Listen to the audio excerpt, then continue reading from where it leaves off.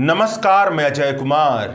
State Bank of India ऐसा लग रहा है कि प्रधानमंत्री चुनावी चंदा छिपाओ योजना के तहत काम कर रही है। देश जानना चाहता है कि किसी पॉलिटिकल पार्टी को इलेक्टोरल बॉन्ड के तहत किसने चंदा दिया, मगर स्टेट बैंक ऑफ इंडिया का कहना है कि यह जानकारी आसानी से हासिल नहीं की जा सकती है। यह जानकारी हासिल करने में काफ़ी वक्त लगेगा। इतना वक्त लगेगा कि जब लोकसभा चुनाव बीत जाएगा उसके बाद यह जानकारी मिल सकती है। जबकि हकीकत यह है कि हम सब जानते हैं कि मौजूदा वक्त में स्टेट बैंक ऑफ इंडिया जैसे भारत के सबसे बड़े बैंक की सारी कार्रवाई डिजिटल में होती है। किसी भी तरह की रिकॉर्ड जानकारी हासिल करने हो तो केवल एक क्लिक करने से वह जानकारी आसानी से हासिल की जा सकती है। यहां तो इलेक्टोरल बॉन्ड की बात हो रही है। द रिपोर्टर्स कलेक्टिव ने अपने इन्वेस्टिगेटिंग रिपोर्ट में, एसोसिएशन फॉर डेमोक्रेटिक रिफॉर्म्स और कॉमन कॉज ने स्टेट बैंक ऑफ इंडिया के खिलाफ दायर किए गए अपने कंटेम्प्ट पिटीशन में यह बताया है कि हर इलेक्टोरल बॉन्ड पर एक यूनिक सीरियल नंबर होता है। इस यूनिक सीरियल नंबर के सहारे यह आसानी से पता चल सकता है कि किस इलेक्टोरल बॉन्ड को किसने खरीदा और उस इलेक्टोरल बॉन्ड को किस पॉलिटिकल पार्टी ने भुनाया। स्टेट बैंक ऑफ इंडिया के अधिकारियों को अपने डेटाबेस से केवल एक सवाल पूछना है, एक सिंपल सा सवाल पूछना है और उस आसानी से यह बात पता चल जाएगी कि किस इलेक्टोरल बॉन्ड को किसने खरीदा और उस इलेक्टोरल बॉन्ड को किस पॉलिटिकल पार्टी ने भुनाया। यानी स्टेट बैंक ऑफ इंडिया के पढ़े लिखे, बहुत अच्छा खासा कमाने वाले, बड़े ऊंचे दर्जे के अधिकारी पूरे देश के सामने झूठ बोल रहे हैं कि इलेक्टोरल बॉन्ड की जानकारी हासिल करने में काफ़ी वक्त लगेगा। झूठ किसके दबाव में बोला जा रहा है यह बताने की जरूरत नहीं है। दरअसल बात यह है कि सुप्रीम कोर्ट की 5 जजों की बेंच ने एक मत होकर पिछले महीने ही इलेक्टोरल बॉन्ड स्कीम को खारिज कर दिया था। इलेक्टोरल बॉन्ड स्कीम को असंवैधानिक असंवैधानिक असंवैधानिक करार दे दिया था। सुप्रीम कोर्ट देश की सबसे ऊंची अदालत है, न्याय करना उसका काम है। जब कहीं से भी न्याय की उम्मीद नहीं होती है तो लगता है कि सुप्रीम कोर्ट न्याय करेगी, मगर नरेंद्र मोदी के दौर में कोर्ट का रवैया ऐसा रहा है जैसे वह न्याय नहीं कर रही हो बल्कि भाजपा के मुताबिक उपयुक्त किसी विचार को कर रही हो। इसीलिए सुप्रीम कोर्ट ने इलेक्टोरल बॉन्ड योजना को खारिज कर केवल अपना काम किया था, मगर लगा ऐसे था कि नरेंद्र मोदी के 10 साल के कार्यकाल में पहली बार सुप्रीम कोर्ट ने न्याय किया है। सुप्रीम कोर्ट ने अपने फैसले में कहा था कि लोकतंत्र में एक वोटर को यह जानने का हक है कि पॉलिटिकल पार्टियों की फंडिंग कहां से होती है। आम बोलचाल की भाषा में कहा जाए तो हमको और आपको यह जानने का हक है कि हेलीकॉप्टर से नेताजी के यहाँ से वहाँ जाने के लिए, बड़ी बड़ी रैलियों के आयोजन के लिए, अखबार और मीडिया को अपनी जेब में रखने के लिए नेताजी को पैसा कौन देता है। इलेक्टोरल बॉन्ड स्कीम से यह पता नहीं चलता है कि पॉलिटिकल पार्टियों को चंदा कौन दे रहा है। इस स्कीम से वोटर को जानने के जो मौलिक अधिकार है, जो फंडामेंटल राइट है, उस पर हमला होता है। इसलिए यह स्कीम असंवैधानिक है। इलेक्टोरल बॉन्ड स्कीम को तत्काल प्रभाव से बंद कर दिया था सुप्रीम कोर्ट ने। सुप्रीम कोर्ट ने अपने फैसले में कहा था कि जब तक यह पता नहीं चलता है कि किसने किस तारीख को इलेक्टोरल बॉन्ड खरीदा है और किस पॉलिटिकल पार्टी ने किस तारीख को कितनी मात्रा में इलेक्टोरल बॉन्ड भुनाया है, तब तक सुप्रीम कोर्ट का फैसला पूरा नहीं होगा। सुप्रीम कोर्ट का फैसला एक तार्किक अंत तक नहीं पहुंचेगा। इसलिए सुप्रीम कोर्ट ने 15 फरवरी 2024 के अपने फैसले में यह डायरेक्शन दिया था कि state Bank of India electoral bond को जारी करना बंद कर दे। 3 हफ्ते के भीतर स्टेट बैंक ऑफ इंडिया यह बताए कि किसने किस तारीख को कितनी मात्रा में इलेक्टोरल बॉन्ड खरीदा। साथ में यह भी बताया कि किस पॉलिटिकल पार्टी ने कितनी मात्रा में किस तारीख को इलेक्टोरल बॉन्ड भुनाया। 6 मार्च 2024 की तारीख को सुप्रीम कोर्ट द्वारा स्टेट बैंक ऑफ इंडिया के 3 हफ्ते की अवधि पूरी हो गई है, मगर 6 मार्च 2024 से 2 दिन पहले ही स्टेट बैंक ऑफ इंडिया ने अपने हाथ खड़े कर दिए। वही बात कहने लगी जिसका अंदेशा सबने जताया था कि state Bank of India electoral bond से जुड़े डेटा की जानकारी टाइम पर साझा नहीं करेगी। सुप्रीम कोर्ट से समय मांगेगी और वह समय ऐसा होगा जब लोकसभा चुनाव बीत चुके होंगे। जो अंदेशा जताया था स्टेट बैंक ऑफ इंडिया ने उसी स्क्रिप्ट के मुताबिक काम किया है। स्टेट बैंक ऑफ इंडिया ने सुप्रीम कोर्ट में एफिडेविट दर्ज किया है कि इलेक्टोरल बॉन्ड का डेटा साझा करना बहुत मुश्किल है।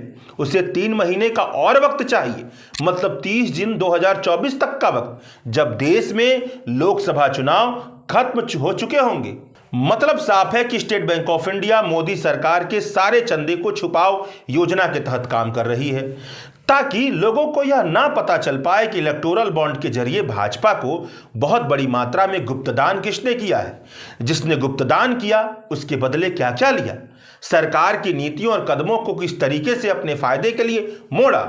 लोकसभा चुनाव में विपक्ष के जरिए यह सवाल प्रमाणित बहस का हिस्सा ना बने, इसलिए स्टेट बैंक ऑफ इंडिया ने कह दिया है कि कुछ भी नहीं बताएंगे। एसोसिएशन ऑफ डेमोक्रेटिक रिफॉर्म्स और कॉमन कॉज जैसी संस्थाएं, जिनकी याचिकाओं की वजह से सुप्रीम कोर्ट में इलेक्टोरल बॉन्ड की सुनवाई हुई और इलेक्टोरल बॉन्ड को असंवैधानिक करार दे दिया गया, इन संस्थाओं ने सुप्रीम कोर्ट में स्टेट बैंक ऑफ इंडिया के खिलाफ कंटेम्प्ट पिटीशन दायर किया है, मतलब अवमानना की याचिका दायर की है कि state Bank of India supreme court के आदेश की अवमानना कर रही है। इस पर और स्टेट बैंक के आवेदन पर सुप्रीम कोर्ट 11 मार्च को सुनवाई करेगी।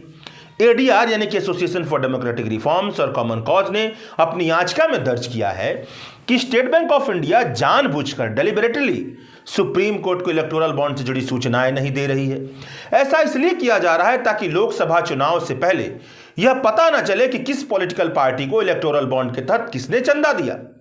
डेडलाइन खत्म होने के 2 दिन पहले स्टेट बैंक ऑफ इंडिया ने कहा कि वह इलेक्टोरल बॉन्ड से जुड़े आंकड़े देने में असमर्थ है, मगर यह नहीं बताया कि उसने सुप्रीम कोर्ट के दिए गए 3 हफ्ते के भीतर आंकड़े इकट्ठा करने के लिए क्या क्या स्टेप लिए हैं, क्या क्या कदम उठाए हैं। इस याचिका में लिखा है कि हर इलेक्टोरल बॉन्ड खरीदने वाले का बैंक डिटेल केवाईसी करती है, मतलब बैंक के पास डिटेल डेटा है जो बताता है कि किसने इलेक्टोरल बॉन्ड खरीदा है। हर इलेक्टोरल बॉन्ड पर एक यूनिक सीरियल नंबर होता है, जिससे यह पता चलता है कि किसके इलेक्टोरल बॉन्ड को किस पॉलिटिकल पार्टी ने भुनाया है। मतलब सीरियल नंबर के मिलान करने से यह बात आसानी से पता चल सकती है कि किसी पॉलिटिकल पार्टी को किसने कितना पैसा इलेक्टोरल बॉन्ड के जरिए डोनेट किया है। साल 2019 में भारत सरकार ने खुद सुप्रीम कोर्ट में एफिडेविट दायर कर यह बताया था कि यह बात आसानी से जानी जा सकती है कि इलेक्टोरल बॉन्ड से जुड़ी हुई सूचनाएं क्या हैं, मतलब किसने इलेक्टोरल बॉन्ड खरीदा और किस पॉलिटिकल पार्टी को दिया। इलेक्टोरल बॉन्ड खरीदने वाले की डिटेल केवाईसी और इलेक्टोरल बॉन्ड पर मौजूद यूनिक सीरियल नंबर की वजह से इलेक्टोरल बॉन्ड खरीदने वाले और इलेक्टोरल बॉन्ड भुनाने वाले पॉलिटिकल पार्टी का डिटेल आंकड़ा स्टेट बैंक ऑफ इंडिया के पास हर वक्त मौजूद रहता है।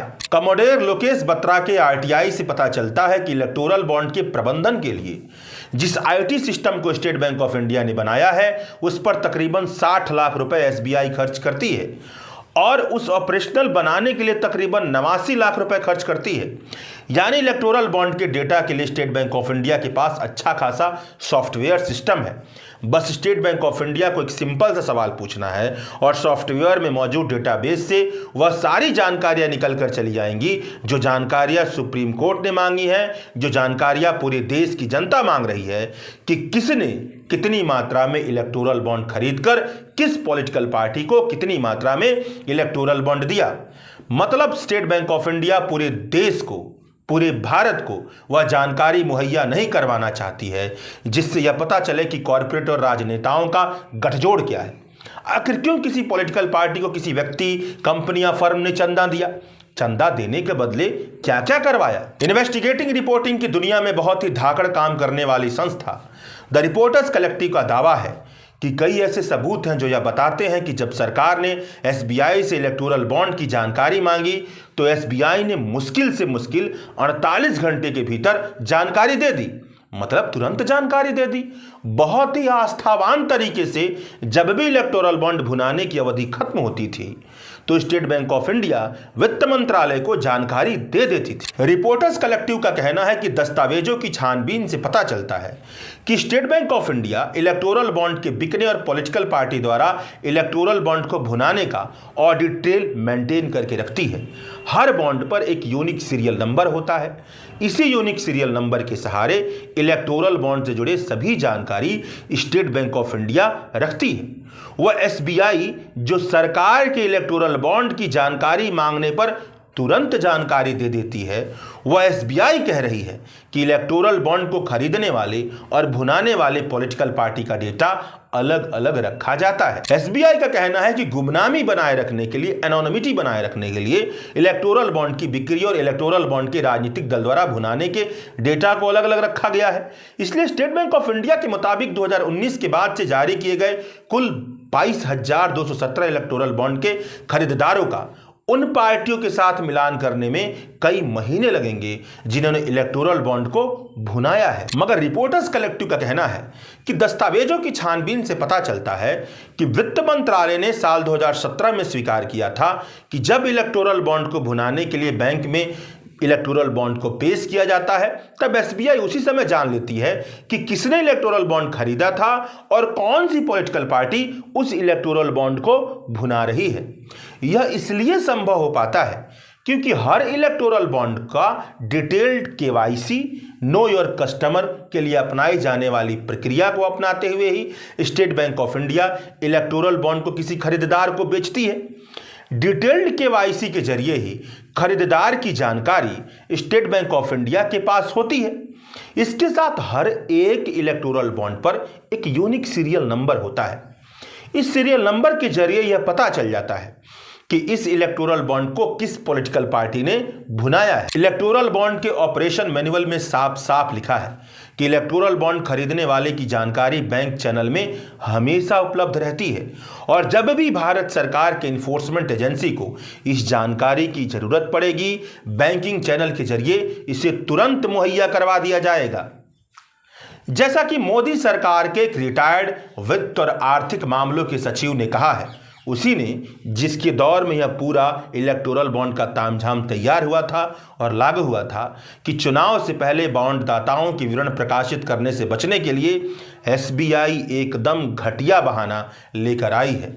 सच तो यह है कि प्रधानमंत्री भारत की जनता के सामने अपने कॉरपोरेट चंदादाताओं का खुलासा करने से डरते हैं। वह शख्स जिसने कभी न खाऊंगा न खाने दूंगा कहा था, अब न बताऊंगा न दिखाऊंगा पर अड़ा हुआ है। शुक्रिया। द वायर के और वीडियोस देखने के लिए सब्सक्राइब करें और बेल आइकन पर क्लिक करें। स्वतंत्र पत्रकारिता की आर्थिक मदद करने के लिए डिस्क्रिप्शन में दिए गए लिंक पर जाएं और अपनी राशि चुनें।